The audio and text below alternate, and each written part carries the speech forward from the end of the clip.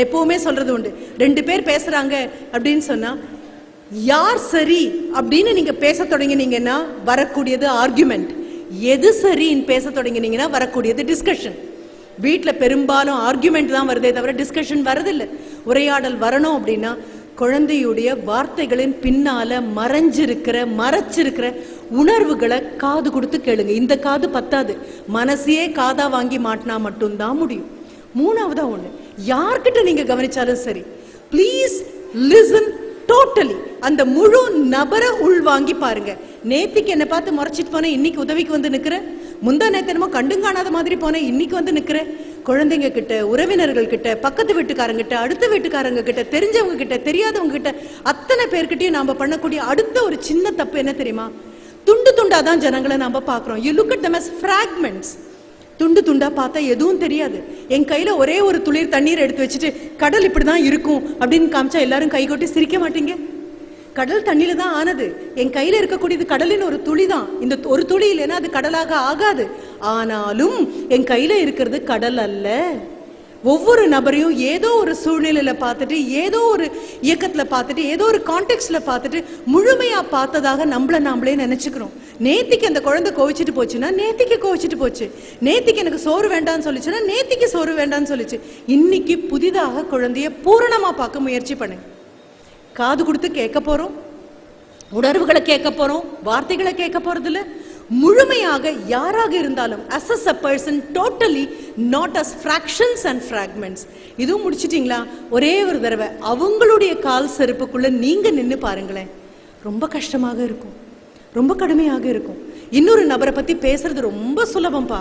இவங்களா, இவங்க, அவங்களா, அவங்க அப்படின்னு உண்மையான நபரோட நம்ம கற்பனையும் நம்ம எதிர்பார்ப்பையும் கூட்டி கலந்து ஒரு அழகான ஒரு மசாலாவாக ஒரு மனிதனை மாத்தி சொல்லக்கூடியது ரொம்ப சுலபம். ஒரு மனிதனாக இருந்து அவன் பக்கத்துல போய் நின்று அவனை புரிஞ்சுக்கிறது ரொம்ப ரொம்ப கஷ்டமான காரியம். உங்களால அது முடியுமான்னு பாருங்க.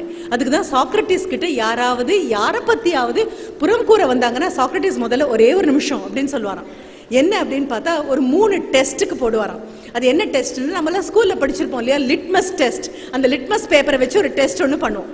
அந்த மாதிரி யாராவது ஒருத்தர் யாரையாவது பத்தி உங்ககிட்ட சொல்ல வந்தா முதல்ல ஒரே ஒரு வார்த்தை கேளுங்க. நீங்க சொல்ல வந்த தகவல் உண்மைதான் உங்களுக்கு தெரியுமா அப்படின்னு கேளுங்க. பெரும்பாலும் உண்மையாக இருக்காது. அவங்களா காது கொடுத்து கேட்டிருக்க மாட்டாங்க.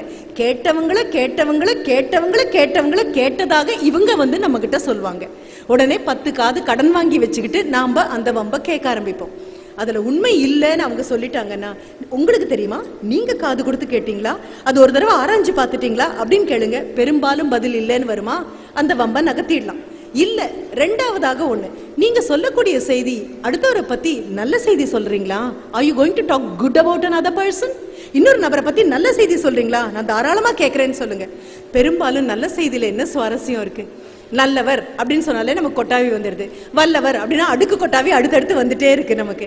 நல்லவர் வல்லவர்னு பேசுறதுல என்ன சுவாரஸ்யம் இருக்கு? யாரையாவது பத்தி, அவங்க விழுந்ததை பத்தியோ, விழுந்து கிடந்ததை பத்தியோ, யாராவது அவங்களை தள்ளுனதை பத்தியோ, அவங்களுக்கு யாரோ கை கொடுக்கல அப்படிங்கிறத பத்தியோ, கீழே புரண்டு அவங்க அந்த புழுதியில தவிச்சதை பத்தியோ சொன்னா நமக்கு ரொம்ப சுவாரஸ்யமாக இருக்கு. இல்ல, நல்ல விஷயங்களை சொன்னா மட்டுமே கேட்கறதுக்கு இந்த காது திறக்கும். உண்மையை சொன்னா திறக்கும், நல்லதை வச்சா. இது 2ம் போக 3வது ரொம்ப முக்கியமான விஷயம் இருக்கு. ஓடோடி கொண்டு வந்து காதை நிரப்பக்கூடிய அந்த சங்கதியினால உங்களுக்கோ சொல்ற நபருக்கோ சொல்லப்பட்ட நபருக்கோ ஏதாவது நன்மை இருக்கான்னு கேளுங்க. இல்லைன்னு சொல்லிட்டாங்களா, 3 லிட்மஸ் டெஸ்ட்லயும் ஃபெயில் ஆயிடுச்சு, எங்கிட்ட இது கொண்டு வராதிங்க. குழந்தைகளுக்கு இதை சொல்லி கொடுத்தாலே மிகப்பெரிய விஷயமாக இருக்கும். அடுத்தது, யாரால மகிழ்விக்கவும் முடியும் தெரியுமா? அடுத்தவங்க சொல்றதை கேட்கும் போது மகிழ்விக்க முடியும், அவங்களுடைய வருத்தங்களை கேட்கும் போது மகிழ்விக்க முடியும், உணர்வுகளை கேட்டு வார்த்தைகளால அப்படியே மயங்கி போயிடாம இருந்தா கேட்க முடியும். இதெல்லாம் முடிச்சுட்டு உங்களால மன்னிக்க முடிஞ்சா மட்டும்தான் அடுத்தவனை உங்களால மன்னிக்க முடியும். சின்ன சின்ன தவறுகளை நான் செஞ்சது தவறுதான் அப்படின்னு யாருக்காக பண்ணோமோ அவங்க முன்னால மன்னிப்பு கேட்டுட்டீங்கன்னு வைங்க, அதுக்கப்புறம் நீங்க பயப்பட வேண்டிய அவசியமே கிடையாது.